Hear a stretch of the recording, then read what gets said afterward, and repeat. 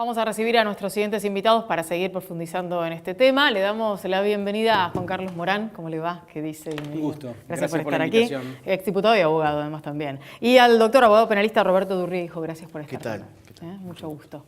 Bueno, me quedé pensando en esto que decía recién Pinedo, ¿no? La diferencia entre lo que Pichetto viene marcando, el senador Pichetto, respecto de la imposibilidad de que haya un desafuero dentro del Senado, y lo que marcaba Pinedo como diferencia. Si la Cámara toma o avala la decisión del juez Bonadío, el sector, o digamos, la bancada de Cambiemos votará a favor. ¿Cómo lo ve usted? Recordemos que Pichetto ha sido quien en reiteradas oportunidades convirtió en una especie de aguantadero el Senado. Pichetto con Menem, Pichetto con Duhalde, Pichetto con el kirchnerismo, Pichetto protegiendo a Ollarvide en la década de, bueno, el día que cayeron las Torres Gemelas, Pichetto haciendo una mayoría para una reforma a la ley de extinción del dominio, no para devolver lo robado para atrás, sino para adelante, para que lo entienda la gente. Sí. Y Pichetto diciendo a Cristina, no la vamos a desaforar. Ahí me parece que hay un desafío del peronismo en general y de los senadores peronistas y de los gobernadores de las provincias a quienes responden los senadores para decir, bueno, nos mostramos diferentes a lo que ha sido el peronismo en el roba pero hacen, digamos, claro, pero siempre como dando por sentado alguna cualidad, y vamos hacia una república con transparencia, que es lo que quiere Cambiemos. Me parece que este es el debate que tiene el peronismo en las próximas semanas. No tengo dudas que con la ley de extinción del dominio se va a poder solucionar con una mayoría insistiendo desde diputados y aprobando una ley para que se devuelva lo robado hacia atrás, pero el desafuero de Cristina en algún momento debería ser aprobado por el Senado. Ojo, la primera vez que se votó en diputados el de debido, también fue desaprobado, y la población, y por eso que el control social es muy importante, y la población se movilizó y presionó en el buen sentido de la palabra democráticamente, y de alguna forma el exponer a cada diputado o cada senador que votaba para que fuera un aguantadero la Cámara de Diputados, convirtió a la Cámara de Diputados en una situación de desaforar a los que estaban sospechados de corrupción. Ahora, hay otra mirada que se le podría encontrar a la postura de Pichetto, que es algo más egoísta para él todavía, ¿no? Porque al tener a Cristina procesada en varias causas, con algunos juicios que ya están por arrancar, y al no desaforarla, queda bien con Cristina cuidándola y al mismo tiempo la saca de la carrera política. Porque sabe que cuando sale del Congreso va presa. Es que a Cristina no la saca de la carrera política la actual legislación y la actual jurisprudencia de la Corte Suprema de Justicia. Menem, con 2 sentencias en primera instancia y en segunda instancia, pudo ser candidato a senador nacional, por lo tanto, Cristina podría ir presa con prisión preventiva y poder ser candidata a presidente como Lula. O sea que no la está sacando de la cancha el desafuero, no. Simplemente es la posibilidad de convertir una decisión política constitucional en elevar al Poder Legislativo a lo que corresponde para una república o convertirlo en un aguantadero. Doctor Durrié, quiero centrarme, y desde su trabajo como abogado penalista, en lo que fue la decisión hoy del juez Bonadío. Digo, estamos frente a una causa que efectivamente va a avanzar en materia de corrupción con detenciones reales. Estamos viendo las de los empresarios, estamos viendo cómo está funcionando la ley del arrepentido. ¿O todo volverá a ser como suele suceder en la Argentina con la justicia? Bueno, no se puede hacer futurología, ¿no? O sea, desde el punto de vista técnico, claramente es una causa histórica por la cantidad de imputados, por la profundidad de la investigación, por el instrumento del arrepentido, que es un instrumento constitucional, que las convenciones internacionales contra la corrupción ya lo venían sugiriendo, que nuestro país tenía que incorporarlo. Es la primera vez que se empieza a aplicar el principio del arrepentido para casos de corrupción en causas tan profundas. Ya se venía aplicando para otra clase de delitos como narcotráfico y trata de personas. Yo diría, ahora hay que ser prudentes. Esto es una decisión de primera instancia. Todas las personas sometidas a proceso que han sido procesadas, sobre todo las que han sido privadas de su libertad como medidas cautelares de manera preventiva, tienen sus derechos. Hay que esperar a ver qué dice la segunda instancia. Y en el caso de los detenidos, durante el proceso va a haber seguramente una tercera instancia, porque para los detenidos en forma excepcional se les concede la posibilidad de, en general, en términos generales, que casación pueda rever incluso las detenciones de las personas privadas de su libertad, ¿no? Así que eso sería sumamente prudente, es una decisión del día de hoy, Claro. 500 páginas de resolución y, por supuesto, la validez del procedimiento por el momento no se ha puesto en duda, así que, bueno, hay que confiar en la justicia, hay que confiar en los jueces que tenemos, en la investigación que se está llevando a cabo, con bastante orden y con institucionalidad, ¿no?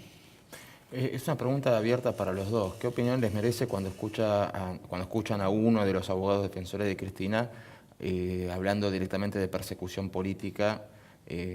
También persecución judicial, pero bueno, ahí es un chiste porque casualmente es una persecución judicial, no está mal que que la justicia persiga, pero cuando hablan de persecución política y que esto se cae en una instancia oral, que están esperando la defensa en juicio, desde el punto de vista del derecho y desde el punto de vista político, ¿qué opinan?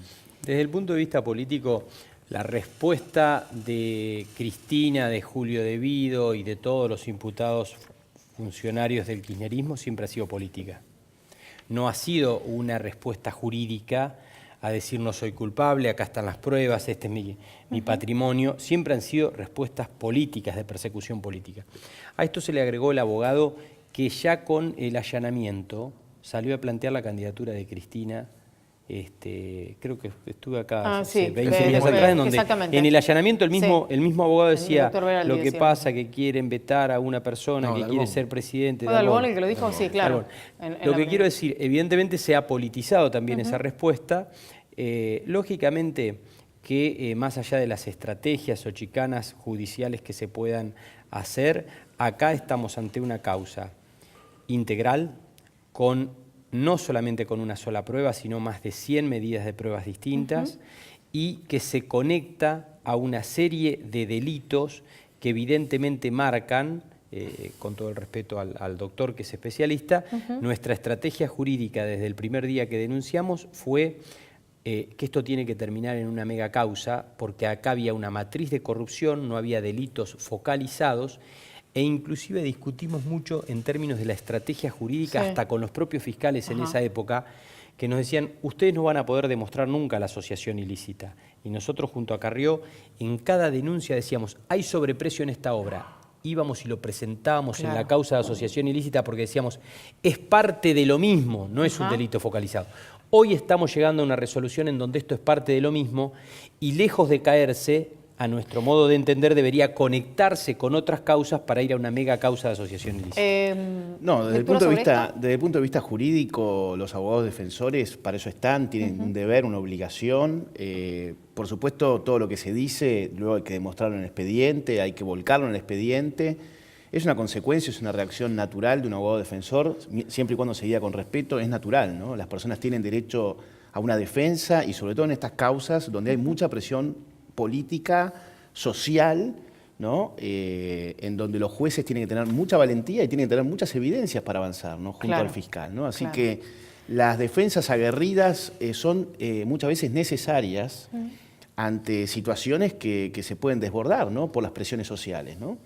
Así que yo lo veo como un acto natural, siempre y cuando se haga lo mismo que se dice públicamente, se vuelque en el expediente, e insisto con esto, ¿no? Son mega causas con mucha presión social, siempre sobre un gobierno anterior, donde se hace muy difícil también investigar a los gobiernos que están en turno, ¿no? Es una característica que también hay que tener en cuenta. Y vuelvo sobre lo mismo, la institucionalidad, ¿no? O sea, el derecho de defensa de las personas, incluso de presidentes y de expresidentes.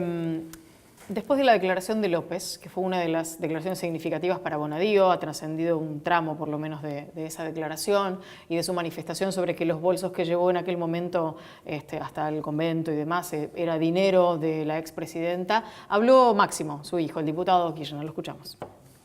La tapa de La Nación y la tapa de Clarín dicen que los bolsos de López, esos 9 millones de dólares que tenía José López en su casa y que salió corriendo una madrugada, que ese dinero, dijo José López, era de Cristina. Entonces quería preguntarte primero, ¿era de Cristina, Máximo?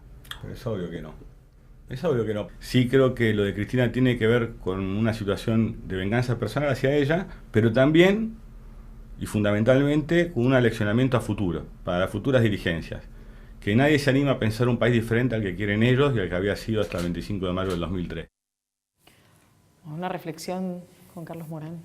Y siempre aparece como fundacional algo que Bonadío, aunque yo creo que se mete en una cuestión de fundamento político, termina ratificando lo que hemos dicho tantos. La plata de la corrupción se la sacaban a los pobres de la salud, de la educación, de las cloacas que nos hicieron, de las rutas, de los hospitales, de las escuelas.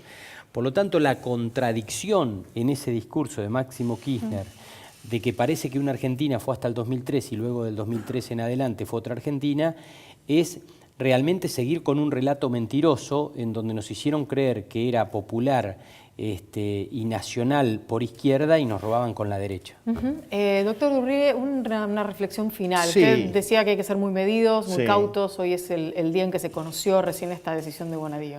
Sí, hay que ser muy medidos y también hay que ser muy medidos con la valoración de los arrepentidos, ¿no? Porque naturalmente una persona cuando va a ser indagada, naturalmente va a tender a querer colaborar para que su pena sea menor. Con lo cual, el mero hecho de ser arrepentido no es suficiente como prueba sine qua non para llevar adelante una investigación. Por supuesto, lo del arrepentido es el comienzo de algo que se tiene que dar necesariamente como producto del instrumento del arrepentido. Porque justamente el arrepentido tiene que realizar un avance significativo en la investigación con aportes concretos y pruebas concretas que por supuesto van mucho más allá de su manifestación, ¿no? Claro. Así que el fallo tiene que estar robustecido y avalado por pruebas testimoniales, documentales y evidencias, entre ellas la de los arrepentidos, pero que tiene que haber mucho más, ¿no? Gracias a ambos por haber venido. Un placer Gracias a tenerlos ustedes. aquí.